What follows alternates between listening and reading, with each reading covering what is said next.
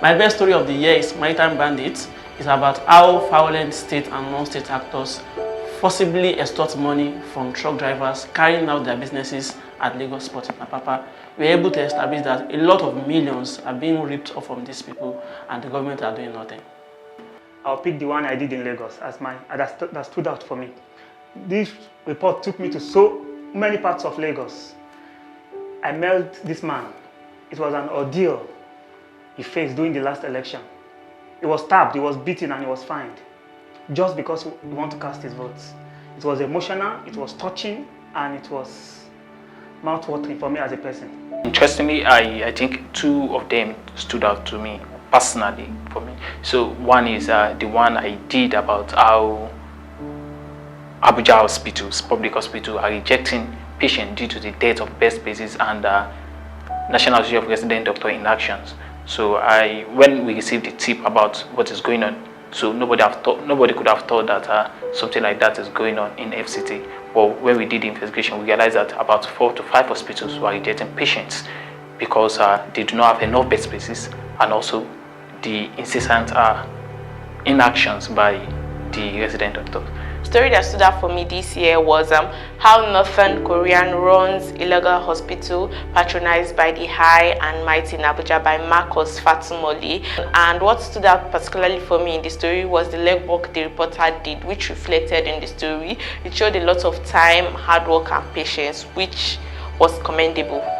It's a story about how two communities in Benue State went into war, a communal crisis, over electricity.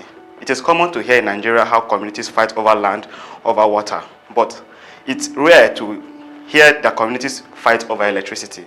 So that story stood out for me. It's titled From Blackout to Chaos. The stories I did that stood out for me this year, I think I love the fact that I was able to use data to make predictions on the off-cycle elections and ministerial appointments. Most of those results came in positive. Illegal hospital that is run by North Korea in Abuja, that one won me an award by the Wale Soyinka Center. It was commended. It exposes the activities of this hospital that was not registered, that is patronized by the high and mighty, including the people from the presidency. So the second story that stood out for me is a story by Marcus Fatumoli about forced marriage in Niger State. The story is about how young girls are being forced to marry against their will. It is very alarming that we are still having this kind of practices going on in the country. Okay, stories that I think I love that was done by other authors was the Maritime Bandits. Yeah, I love that story. I love the fact that we established data to call out both state and non-state actors in taxation and so on and so forth. The second story that actually stood out for me was a story done by my colleague Nuruddin Akawushola, From Rejection to Advocacy. It's a story in Kano how religious clerics helped in driving the COVID-19 vaccination. Kano State has a history of vaccine rejection.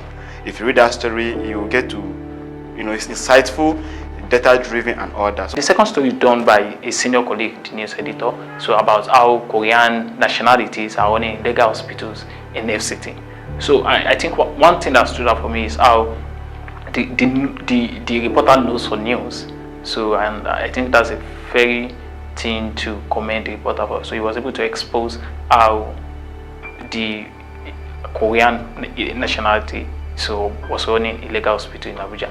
I also like a story done by my colleague Olayinka Shehu on how citizens are still patronizing loan apps despite the challenges in the country, despite the difficult ways of fund recovery. This is a story that actually resonates with me.